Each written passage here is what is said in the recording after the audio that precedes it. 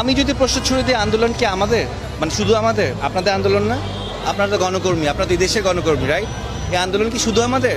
যদি আমি রিভার্স করি, আপনারা এখন আমার এখানে দাঁড়ান, আমি আপনাদের ক্যামেরা বুম নিয়ে দাঁড়াই, আপনার কি নিরাপত্তা আছে কদিন পরে, আজকে কালকে?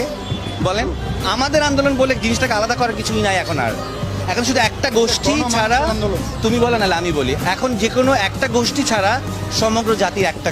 আপনি জিজ্ঞেস করেন ইন্ডিভিজুয়ালি, যদি সম্ভব হয় জিজ্ঞেস করেন, কেউ চায় না এই গভর্নমেন্ট কেয়ার, কেউ চায় না। আপনি আপনার বাচ্চাকে রেখে বাইরে যাবেন, সেই নিরাপদ নাই। আপনি এই ঢাকা শহরে খেলার মাঠ নেই, বাচ্চারা ছাদে যেতে পারতেছে না, কেন পারতেছে না?